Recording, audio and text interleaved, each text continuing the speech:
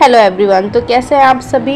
उम्मीद करती हूँ कि आप बहुत अच्छे होंगे और सीटेट की तैयारी में लगे होंगे। तो चलिए आज हम स्टार्ट करते हैं एनसीईआरटी का क्लास 6 का चैप्टर 1 अध्याय 1 क्या, कब, कहाँ और कैसे। इसे मैं आपको समझाने की कोशिश करूँगी। अगर आपको ये वीडियो अच्छा लगता है तो प्लीज़ मेरे चैनल को सब्सक्राइब और वीडियो को लाइक ज़रूर कीजिएगा। और मैं जितना समझाऊंगी उसके बेस पे आपको एक क्वेश्चन दूंगी। वो क्वेश्चन जो कि है आपके प्रीवियस ईयर पे आया था क्वेश्चन, सीटेट जुलाई का है, जुलाई नहीं जनवरी का है वो क्वेश्चन, जो कि इसी चैप्टर से आया हुआ था। तो पहले इसको पढ़ते हैं, उसके बाद आप वो क्वेश्चन का आंसर ज़रूर दीजिएगा। ठीक है, तो चलिए स्टार्ट करते हैं वीडियो को। तो सबसे पहले अपन देखते हैं कैसे पता लगाए। यह जानने के लिए कल क्या हुआ था, तुमने रेडियो सुन सकते हो, टेलीविज़न देख सकते हो, अखबार पढ़ सकते हो। इस सब चीज़ के बारे में अपन को यहाँ से जानकारी प्राप्त होती है। तो साथ ही जानने के लिए भी पिछले साल क्या हुआ था, तुम किसी ऐसे व्यक्ति से बात कर सकते हो जिससे उस समय की स्मृति हो, लेकिन बहुत पहले क्या हुआ था यह कैसे पता लगाया जा सकता है। इसके लिए आपको क्या करना है, अतीत के बारे में आप कैसे जान सकते हैं, तो यही सब चीज़ आज हम पढ़ने वाले हैं। तो पहला टॉपिक है अतीत के बारे में हम क्या जान सकते हैं। तो अतीत के बारे में हम बहुत सारी चीजें हैं जो कि अपन जानने योग्य है, जो अपन नहीं जानते हैं। जैसे लोग क्या खाते थे, कैसे कपड़े पहनते थे, किस तरह के घरों में रहते थे। हम आखेटकों किसको बोलते हैं, शिकारियों को बोलते हैं आखेटकों। पशुपालकों, कृषकों, शासकों, व्यापारियों, पुरोहित, शिल्पकारों, कलाकारों, संगीतकारों या फिर वैज्ञानिकों के जीवन के बारे में जानकारियां हासिल कर सकते हैं। यही नहीं, हम यह भी पता कर सकते हैं कि उस समय बच्चे कौन से खेल खेलते थे या कहानी सुनते थे या कौन से नाटक देखते थे या कौन सा गाना सुनते थे या गाते थे। इन सब चीज़ों को हम लोग जान सकते हैं अतीत के। ये सब चीज़ हमारी क्या होगी, अतीत के बारे में हम जान सकते हैं। ठीक है, चलो अब देखते हैं नेक्स्ट टॉपिक कि लोग कहाँ रहते थे। तो मैं इसमें मानचित्र जो है उसके थ्रू भी आपको समझाने की कोशिश करूँगी। अगर आपको वो समझ में आता है तो मुझे बताइएगा, और जो क्वेश्चन दूंगी मैं आपको उसका कमेंट में आंसर ज़रूर दीजिएगा। तो फर्स्ट देखते हैं, नर्मदा नदी का पता लगाओ। कई लाख वर्ष पहले से लोग इस नदी के तट पर रह रहे हैं। कौन सी नदी पे तट पर रह रहे हैं, नर्मदा नदी। यहाँ रहने वाले आरंभिक लोगों में से कुछ कुशल संग्राहक थे जो आसपास के जंगलों की विशाल संपदा से परिचित थे। कुशल कौन रहते थे, संग्राहक। संग्राहक किसे कहते हैं, जो बहुत सारी वस्तुओं को अपनी ओर इकट्ठा करके जो रखते हैं उनको संग्राहक बोलते हैं। कुशल मतलब बहुत अच्छा। तो ऐसे जो बहुत सारे संग्राहक थे, कुशल संग्राहक थे, जिन्होंने बहुत सारी वस्तुओं को, जो अतीत की वस्तुओं को उसको संग्रह करके रखा है, वो आसपास के जंगलों पे रहते थे और जंगलों की विशाल संपदा से वो क्या थे, परिचित थे। अपने भोजन के लिए वे जड़ों, फलों, जंगल के अन्य उत्पादों का यहीं से संग्रह किया करते थे। अपने भोजन के लिए वो क्या करते थे, जड़, फल और जंगल के अन्य उत्पादों का यहीं से संग्रह किया करते थे। ठीक है, तो देखते हैं कौन कौन सा चीज़ से, जल, और क्या चीज़ है यहाँ पे, फल है ना, और जड़ों का इन लोग क्या करते थे, जल,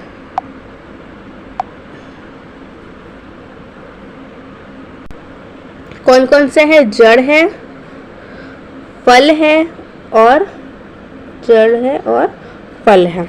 ठीक है, इनका क्या करते थे, उन उत्पादकों का सही से संग्रह करते थे। ये जानवरों का आखेट मतलब शिकार भी करते थे। अब आगे बढ़ते हैं। अब तुम उत्तर पश्चिम की सुलेमान और किरधर पहाड़ियों का पता लगाओ। किसका पता लगाओ, सुलेमान और किरधर। तो अब देखते हैं, आपको मैप से मैं समझाने की कोशिश करती हूँ। तो यहाँ पे पूछा है उत्तर और पश्चिम। उत्तर किसको बोलते हैं, ये जो ऊपर वाला एरिया रहता है ना, ये जो ऊपर वाला एरिया, ये क्या है आपका उत्तर, और इधर वाले एरिया को आप क्या बोलोगे, पश्चिम। ठीक, आपको समझ में आ जाना चाहिए, उत्तर और ये पश्चिम है। अब देखिए कैसे, उत्तर और पश्चिम में क्या है आपका, बड़ा कर देती हूँ ताकि आपको समझ में आए। किरधर,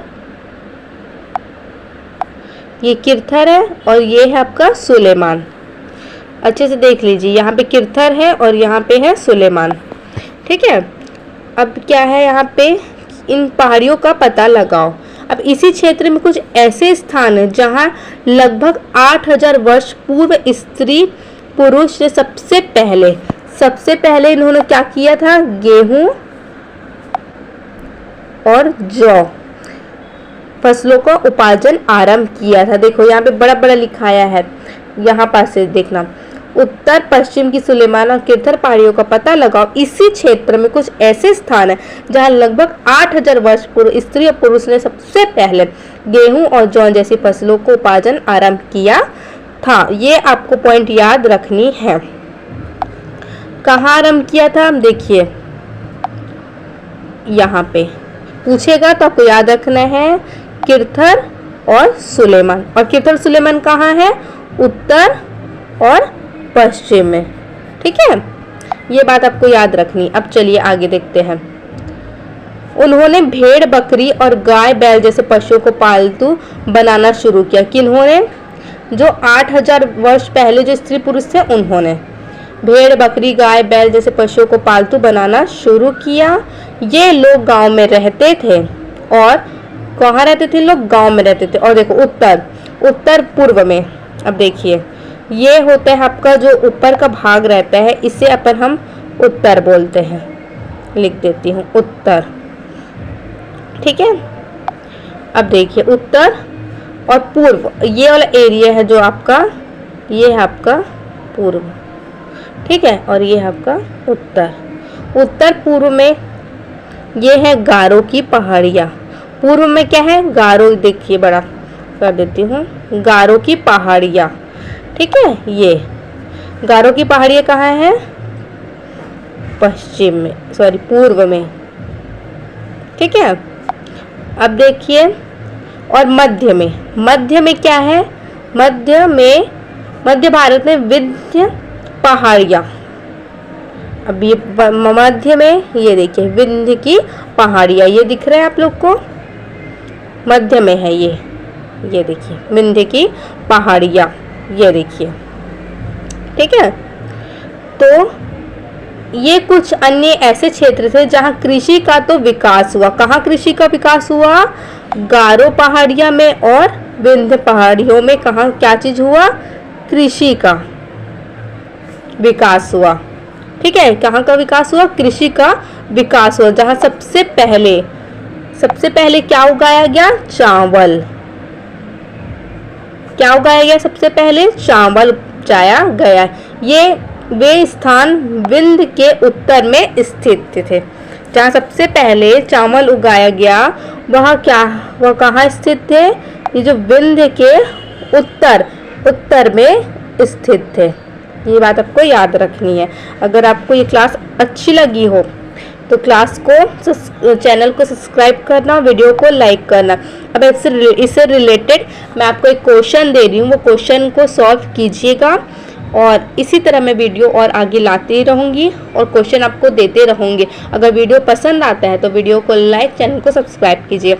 मिलते हैं नेक्स्ट टॉपिक में, तब तक के लिए बाय।